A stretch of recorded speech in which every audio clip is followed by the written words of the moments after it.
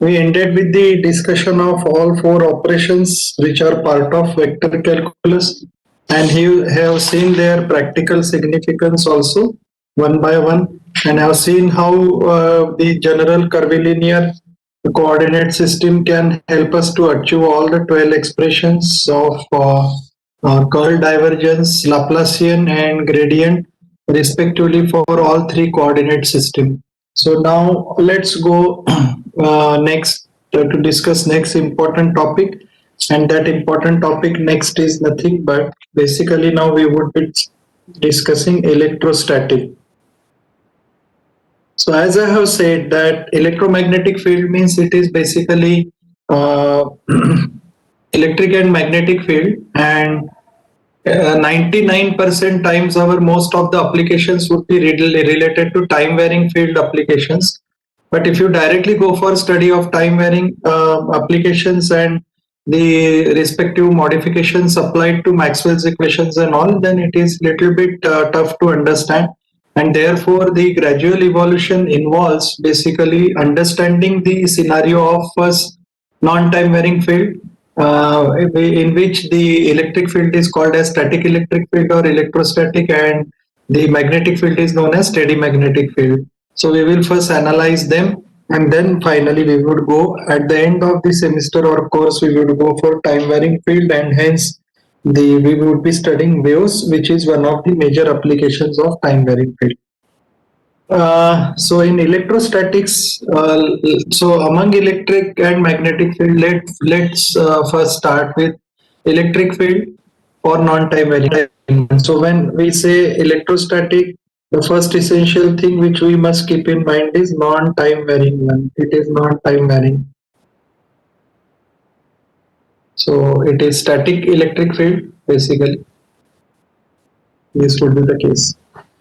Now, in this case, what happened that right from Coulomb, there are various physicists or mathematicians which eventually help people by giving new theories and laws, by modeling the analysis or computation of some standard expression for electric field intensity and the quantity related to the electric field intensity, like density and potential and things like that, for different continuous charge configurations. So there we would actually, what we would be doing while studying electrostatic, we would be evaluating multiple approaches based on different laws one by one, and we would evaluate them on their merit as far as computational complexity and the ease or lucidness is considered, or the type of the mathematical operator which they are involving, and all based on that we will find that we would decide which approach finally to use, so that we can do. Now in that case we will find that the first such approach, so our initial discussion would be related to approach number one, and first approach or approach number one will be based on Coulomb's law. So you will find that the whenever the this thing Coulomb's law modeling or characterization is considered for different types of continuous charge configuration, so you will find that in this case uh, whenever Coulomb's law based approach is there, then we have to see what is the ease, what are the strengths and weaknesses as far as this particular approach is concerned. And secondly, this approach or this particular analysis is to be applied for all types of configurations. So starting from point charge to volume charge, different scales of charge configurations we would be considering. So the dimensionality of the problem increases, and then you will find that also the it is called as scaled up model of the charge configuration. So when you are analyzing line charge, you would be considering that several or infinite number of point charges are coming together to form a line, then all lines coming together to form a surface, and all surfaces are coming together to form a volume, like that it would be there. And hence it would be easier for us that if you know point, you can derive expression for line. If you know for line, then you can derive expression for surface. And if you know expressions for surfaces, then you can derive expression for volume charge density also. So you will find that that is how Coulomb's law generality is very very popular, and hence based on that the particular expression of electric field intensity can be derived. But a word of caution here is Coulomb's law basically does not give directly the expression of what I will say electric field intensity, and what it model basically, or it models the force. Now, when you say force, we would start with the smallest possible charge configuration, and therefore we would start with point charges. So it models the force which may be of attraction or repulsion based on the polarity of the two charges. So it models the force between two, then we can say unlike, respectively, if there is force of attraction, or like means with same polarity, to unlike or like point charges. That is important. So the type of charge configuration which we are considering initially is point charges. Now, as in honor of Coulomb, the point charges are basically the unit is in Coulomb C. That is the case. The charge is measured in coulombs in MKS system. So if two positive charges are there, obviously they would repel. So in that case, 2 point charges are there, and that is Q1 and Q2, and they both are suppose positive, then obviously they are going to repel each other. Whereas if Q1 is positive and Q2 is suppose negative, then in that case you will find that they will attract. So depending on the charges, whether they are unlike or like charges, there would be respectively force of attraction or repulsion. This force, and whenever we say force, force has a directional aspect, so it would be a vector quantity. So we would apply to model this particular force. So uh, in this case, you will find that the force can be modeled. Now, as per Coulomb's law, force between Q1 and Q2 charges would have following characteristic. Number one, which direction or where it would be? So it would be always along the line joining them.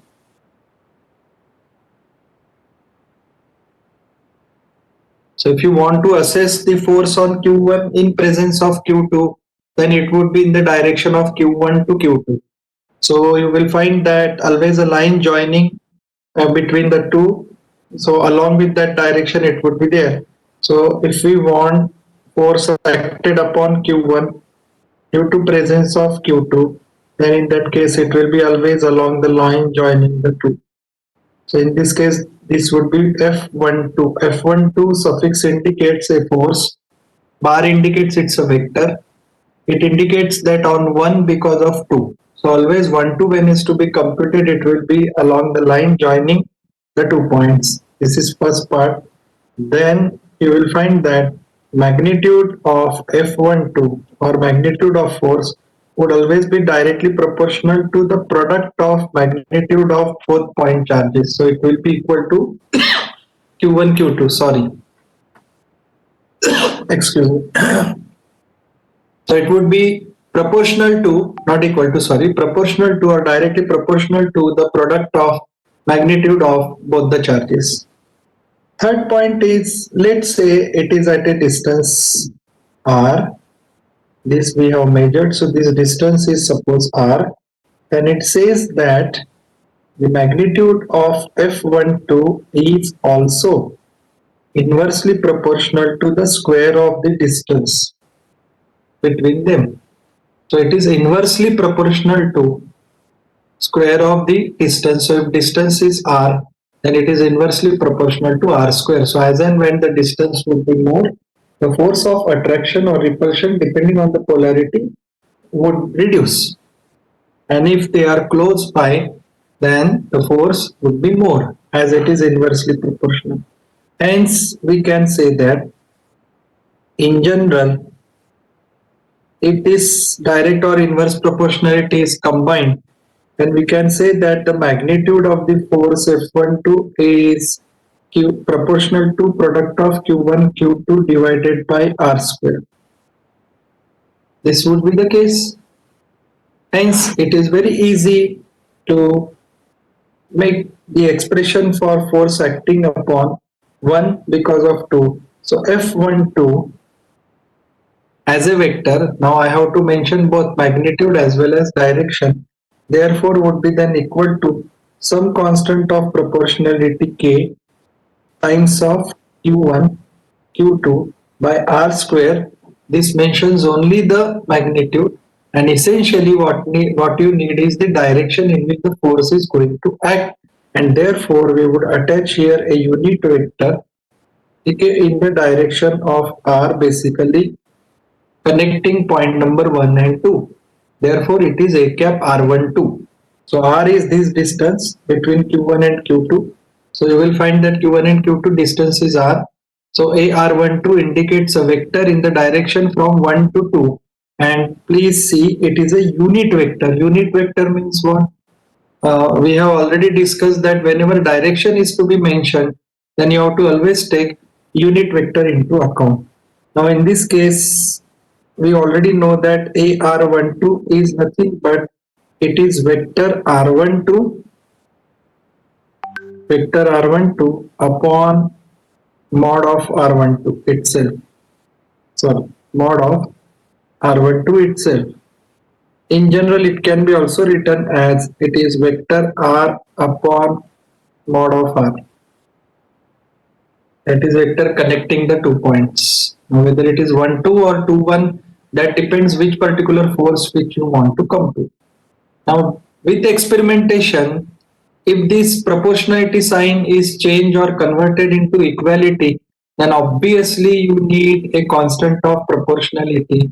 And if you analyze it, then this constant of proportionality is found to be or is named as, or it is nothing but you will find that this constant of proportionality is 1 upon 4 pi epsilon naught. It will come out to be equal to this. So in this case, you will find that this constant is 1 upon 4 pi epsilon naught, and in that case, epsilon naught is also called as medium dielectric constant, and popularly it is also known as permittivity. Permittivity permittivity of material. Material means medium. Permittivity of the medium. So it decides extent of polarization, because of which a dielectric can become vulnerable to the presence of field or effect caused by field. If it is time varying one, then you will be surprised that even dielectric will also conduct. And therefore there are concepts like displacement current density and all that we would study in detail when waves travel basically in different mediums, or with Maxwell's time varying equation this concept would come in picture. But basically for a while I would just discuss one important topic, that always remember medium constants are very very important. Now here onwards, at least in electromagnetism or study of physics, materials or applied sciences or engineering and all. And there are three medium constants which are very, very important. One is sigma, as all of you know, it is called as sigma is known as, what is sigma? Sigma is called as conductivity. So you will find that it is an anti-parameter to the resistivity. So resistivity more means sigma is less, conductivity is less, or conductivity is high means resistivity is low. So for ideal conductor, sigma would always be infinite and resistivity would be zero. So ideal conductor, sigma would be infinity. So one such parameter is sigma. Another parameter is mu, which is nothing but permeability. So what role right now the epsilon is playing for electrostatic field? For steady magnetic field, the same role would be played by mu. And then last but not least is epsilon, which is nothing but, as we know, permittivity, or it is also called as dielectric constant of the material. This sigma, mu, and epsilon is very, very important, and you will find that they basically characterize the nature of material and also response of the material at different frequencies for time varying field under the influence of such field.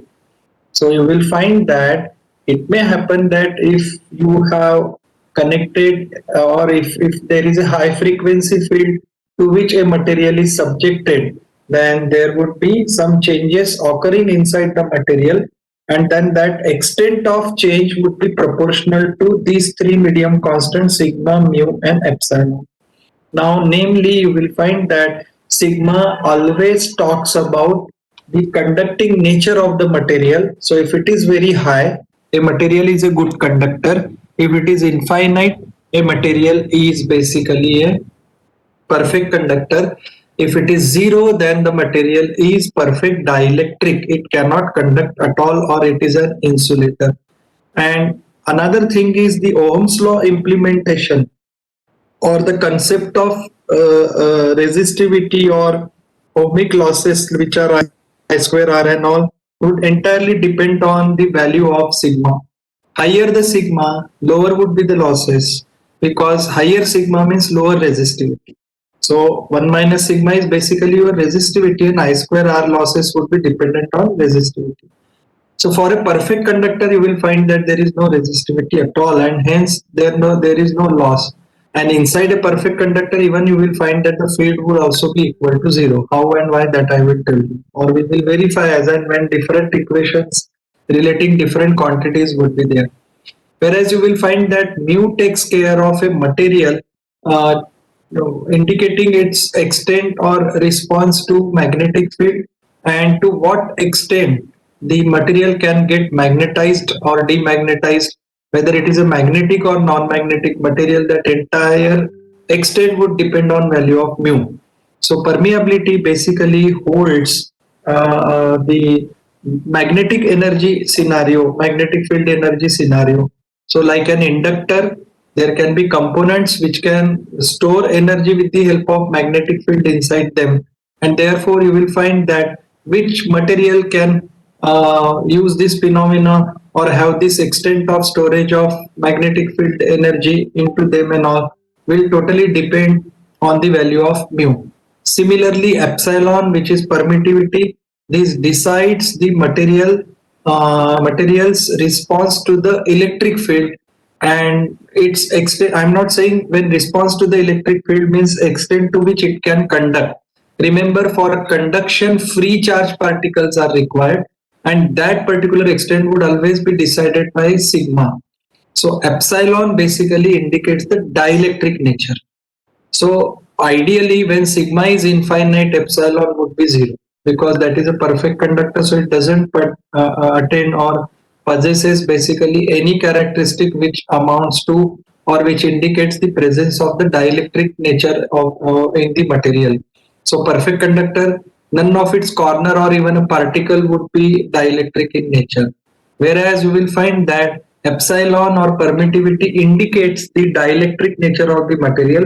Higher epsilon means good dielectric it is. More and more dielectric it is means you will find that more it has basically having power of giving good response to the polarization. And higher permittivity means you will find that it has higher charge retention capacity. So if you are thinking about a capacitor where the energy is stored in the form of electric energy, then there the role of permittivity would come in picture, which would be the value possessed by the dielectric medium which is sandwiched between two conducting material. So you will find that why I am telling you so much in this discussion during this only, because you have to understand that we casually use their values or simply look at them from certain parameter point of view. But you will find that the entire material engineering or material study aspect is dependent on that. Later on, we would see that, for example, sigma or epsilon, we have so far have seen them as numbers only, or some quantity which have some values or dimensions and all like that. It is there, but they are beyond that. We have always seen them to be real. Later on, we would understand that epsilon is not this thing. It is also complex in nature, means it has real as well as imaginary part also, and based on that how the material behavior changes. Secondly, how the metamaterials have their own refractive index and all. So based on that, this all depends what kind of permittivity the material is possessing. And therefore the energy storage by inductor if comes in picture, mu would come in picture. If the energy storage by capacitor is to be discussed, then epsilon would come in picture. So permeability and permittivity both are very very important. And of course the conduction losses when are to be discussed, which is because of the active flow of current which withstands with certain conduction circuit losses occurring in the circuits or material and all, then it would be because of sigma. So here, since we are discussing static electric field, role of mu would be very limited or almost nil, and consideration of epsilon would always be there. That is what Coulomb's realized, and therefore what he is saying that among three distinct points regarding its own law, that basically you will find that how the magnitude varies. So how it is directly proportional to product of magnitude of charges, how it is inversely proportional to distance basically.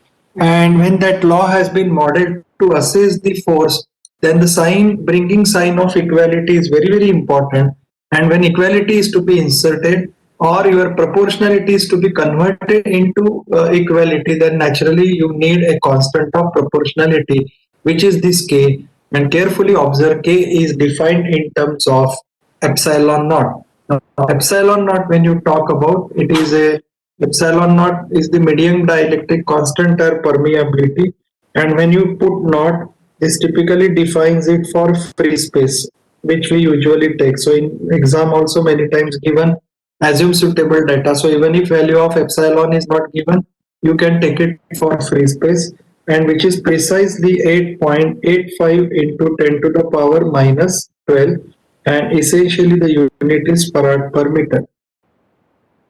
So a dielectric material is essential for construction of capacitor, and how good a capacitor would be in retention of charges would depend on the nature of the dielectric used in it. If the dielectric is weak, if its breakdown is occurring at even lower frequencies, then using such dielectric for constitution of storage charges and or the energy stored in the form of charges and all will be a futile effort. Now, in general, this is for free space, the value is there. If any other media is there, then you will find that it is simply indicated as epsilon, and that time epsilon of that medium would always be equal to epsilon of that medium would always be equal to epsilon r times of epsilon naught. So in this case, you will find that epsilon r then is called as relative permittivity.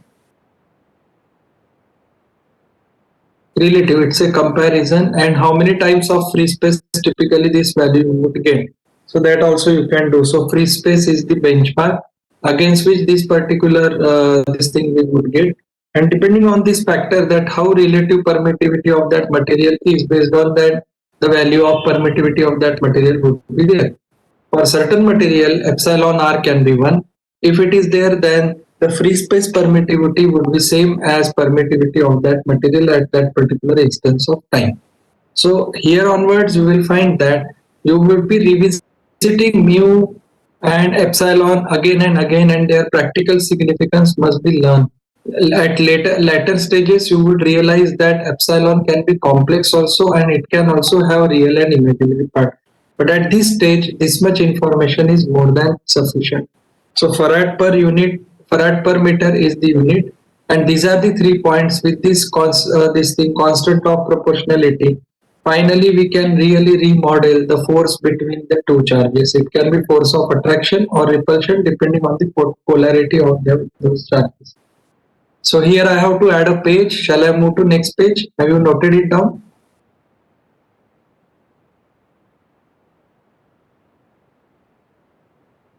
Am I audible?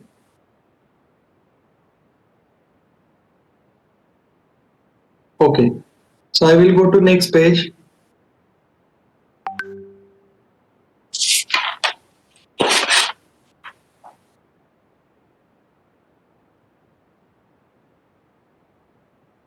So in this case, then conveniently I can write F12 now constant of proportionality. So the proportionality would get changed into, let's say, uh, proportionality would get changed into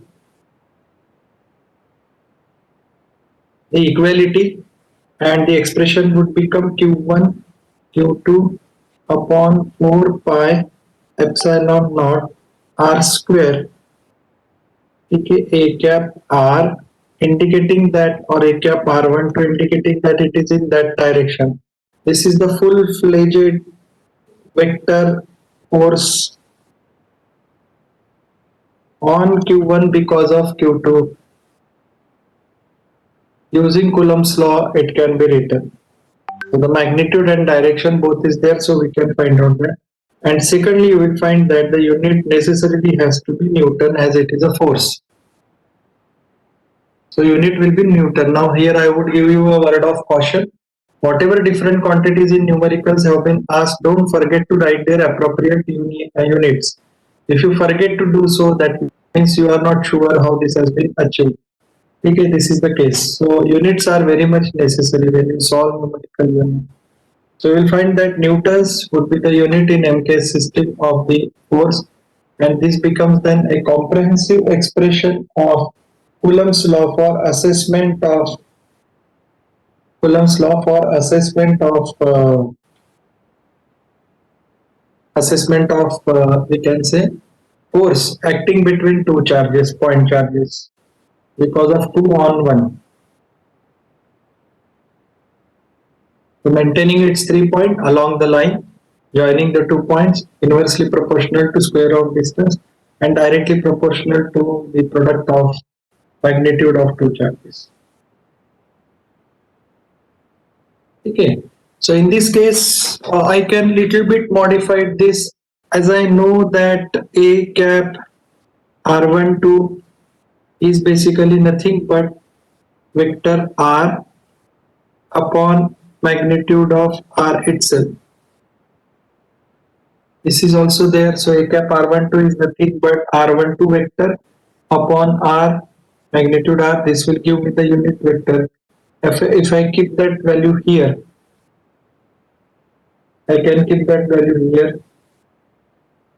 So this F12 expression would then become Q1 Q2 upon 4 pi epsilon naught.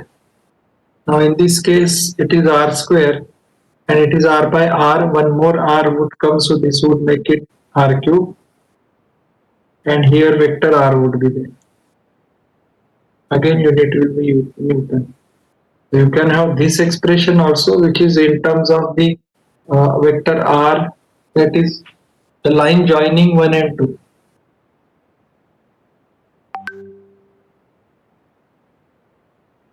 So if you keep the value of the original unit vectors, then instead of R square in denominator you get R cube.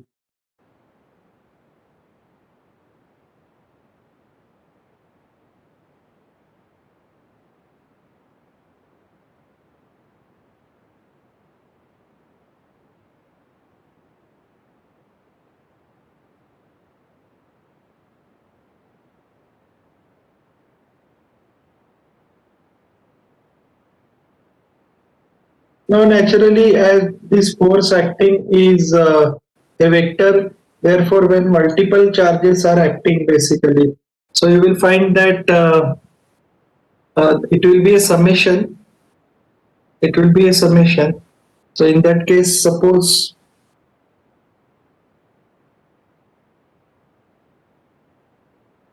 if I have a configuration of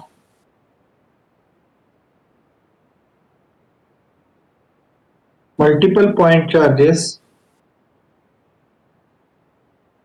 then at one particular point, how we would get the total force acting. Now always remember the F total itself will be a vector, which would be the case, and therefore in that case it would be vector F1 plus vector F2 plus F3 dash dash dash like that. Fn all force would be there, but this addition won't be general algebraic addition, and it would be a vector addition. This necessarily has to be a vector addition,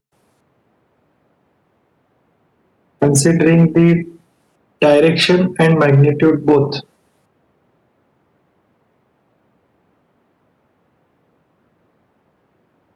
So as different point charges are there and all are suppose acting or expected to act simultaneously on at one particular point on the given charge, then you will find that every time there would be too many lines which would be always connecting the target point with the source point, and therefore all lines together finally what they would be defining would be nothing but triangle law or quadrilateral law, or to extend any law typically of vector addition. So since the force is vector in nature, we will have to take into account its magnitude as well as direction for finding out the resultant vector or force.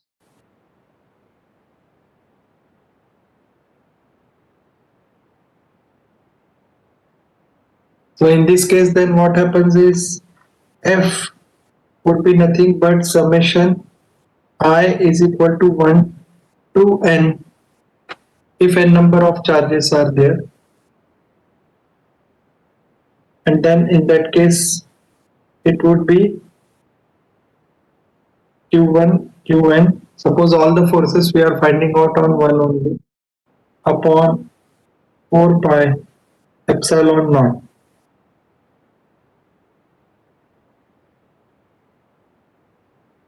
and this would be then r1 vector upon magnitude of r1 Now what is this I? I is subscript of summation. If you go on putting I is equal to 1, it will be R11 upon magnitude of R11, then 1 2, then 1 3, like that it will be there. If suppose we decide to find all the forces acting on point charge number 1 only because of all surrounding point charges. So this is nothing but what I would say though discretized process is there. If this charge configuration would have been further of continuous nature, then instead of summation there would be integration. So whether you do it in discrete manner or in continuous manner, it doesn't matter. This would always be there.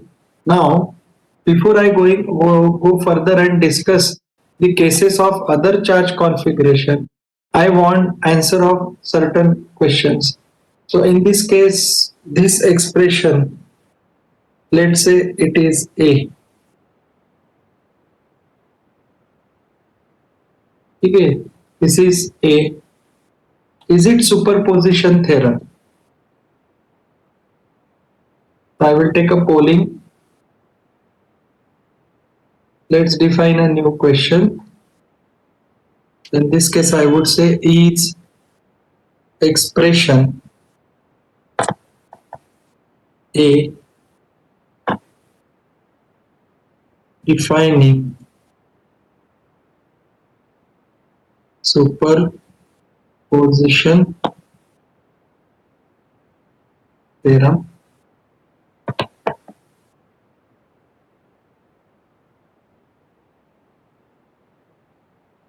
okay, and there has to be answer either yes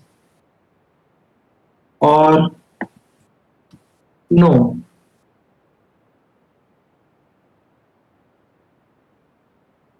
So in that case, you will find that this is the case.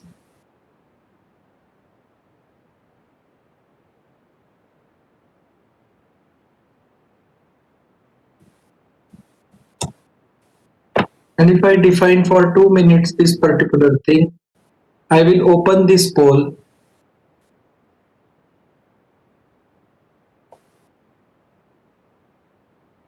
and you start answering it.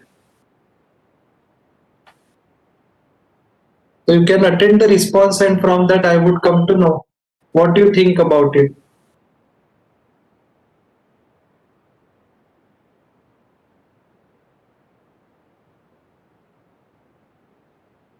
So this way your attendance is also recorded.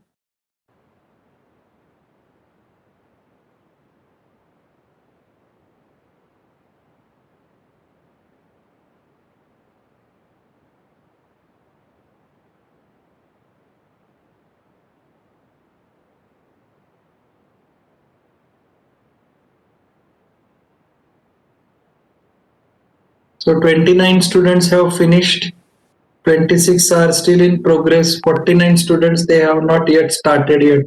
Question is not very complicated. You can see, come on, answer it. This way your attendance also would get recorded.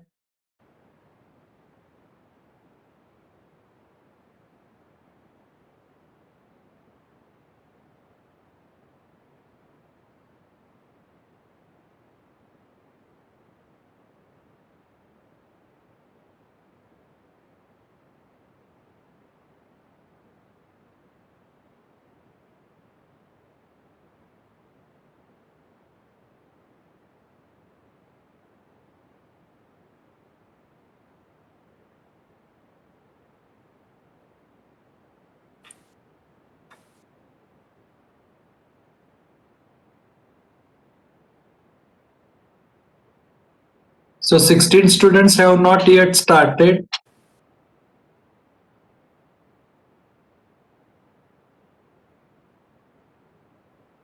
So 18 seconds are remaining, 16, 15, 14, 13, 12, 11. Only 10 seconds are remaining now. Hurry up. So answer it. 4, 3, 2, 1, 0. That's all. So in this case, 92 students have attended it basically. 15 no answers are there. But in that case, 88 students, the statistics is they are saying that the answer is yes. Or they, according to them, the answer is yes. And 3 students, they say no. But majority of them are right. And I am very much happy that in this case, you will find that they are saying correct. Yes, it is defining or it is defining a superposition theorem. So you will find that in that case the here there needs a correction. Q1 QI it should be here. Who has pointed it out? Yeah, Sushant, correct. So as I is varying from 1 to n, this would be Q1 QI. QI would be there. Please correct it. Q1 QN I am written. Instead of n, it would be Q1 QI. So you will find that yes, it defines a superposition theorem. And then if such is the case, then another googly question is, does it mean that Coulomb's law is then linear? So my next question is Coulomb law linear then?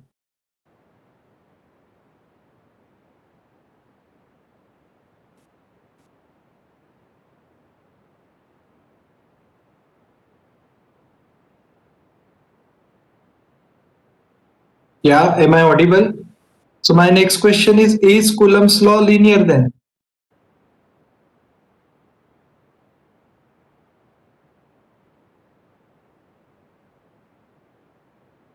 Now all those 88 students, they say that yes, it defines superposition theorem. If they answer that no, Coulomb's law is not linear, looking at R square and all like that kind of thing, then see it will boomerang on you, because superposition, what is the basic condition?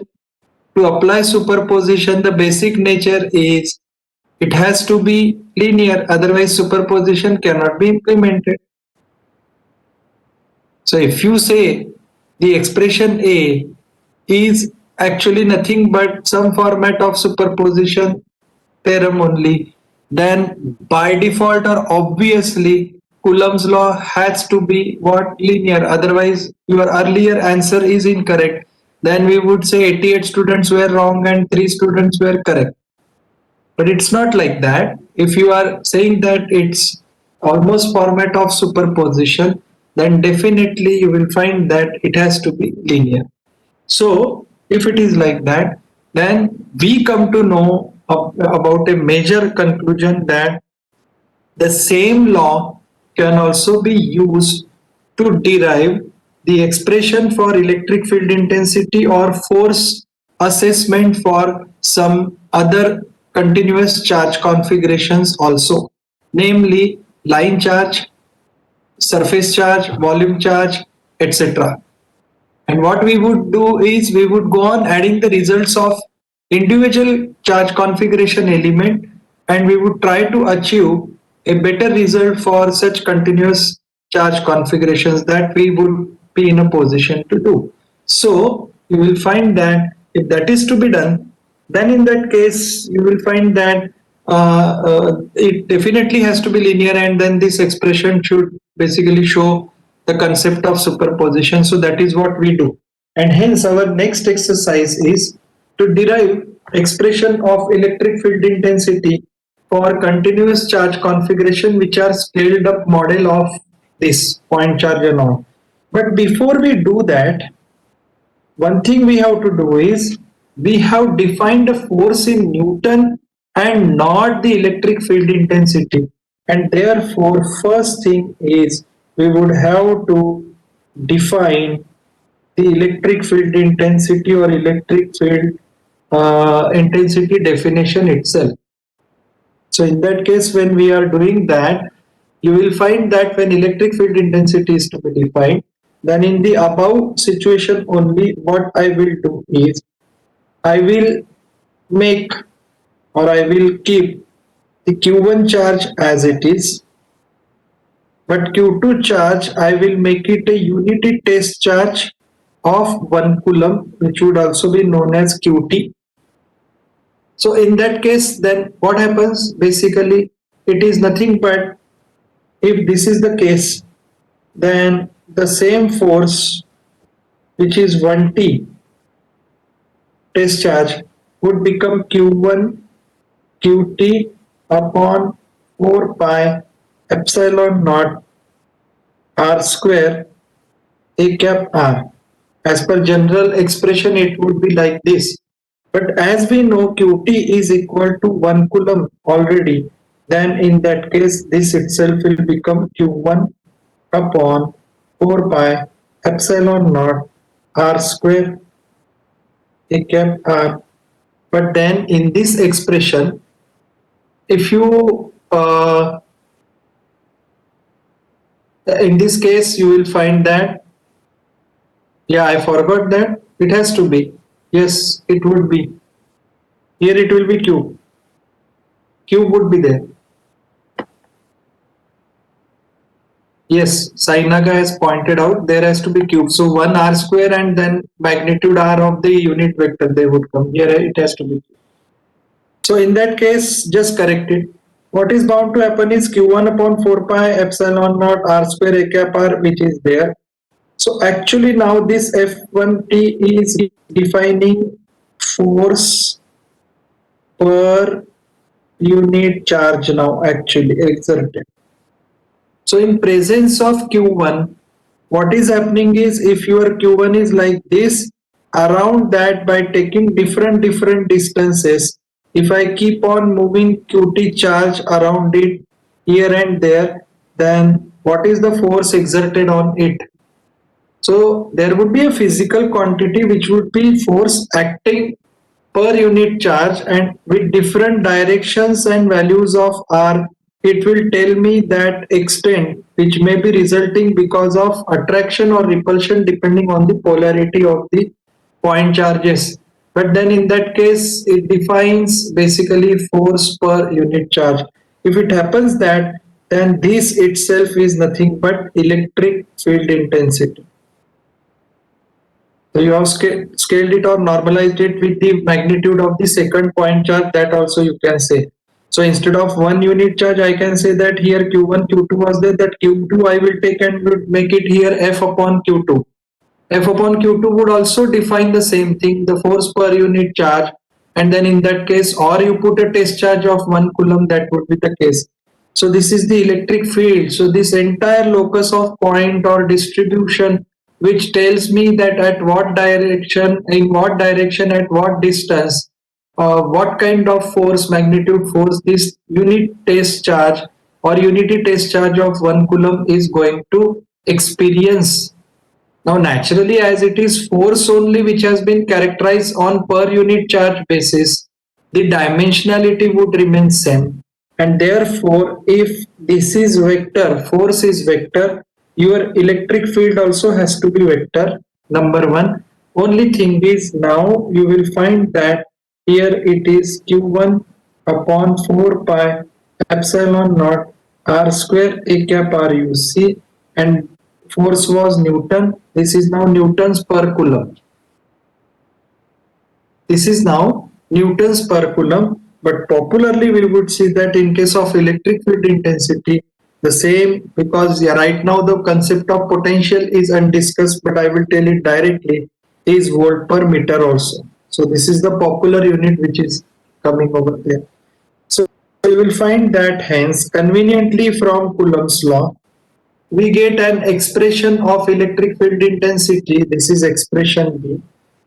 Expression for electric field intensity for a given point charge Q1 in its vicinity. And its unit would be volt per meter. And remember that this also would be a vector. So in that case, Q1 upon 4 pi epsilon naught r square a cap r would define electric field intensity because of a point charge. Now coming back to expression A, as it is force and superposition can be applied for it. Linear in nature, the configuration can be scaled up, and therefore for other types of continuous charge configuration, the same concept is applicable, and our job is to find out the electric field intensity for other charge configuration. Out of that, first is over. So first charge configuration which we are discussing here is point charge. Multiple points also if come together, but now when multiple they come together, what scale configuration they are defining? Is it one dimensional? Is it two dimensional? Is it three dimensional? Namely, like, is it line charge density? It is surface charge density, or is it volume charge density? Based on that, can we derive expression for such densities if they exist on the basis of charge density of point charge, which has been derived with the help of Coulomb's law? And the answer to this question is yes, we can definitely do that. So from next class, actually, we would see directly the deducing or derivation of electric field expressions for other continuous charge configurations, as we have derived the point charge. Now, till that, as homework assignment, you have to keep one thing in mind, that the entire approach right now to assess E is based on Coulomb's law. Moment I say this, just revise, think over it, and keep in mind the repercussions of using Coulomb's law and what kind of advantages and disadvantages or merits or demerits you get if you are using Coulomb's law for assessment of electric field intensity. This you keep in mind, and those we have to discuss, but at the same time we have to also derive the various charge density configurations, and for that whatever electric field this thing electric field expression is there. So for today I will conclude here, and I will discuss the derivation of expression of electric field intensity for line charge density and further densities and all in next class. Now, before I conclude, would like to just ask: is there any doubt for the discussion which we had today so far?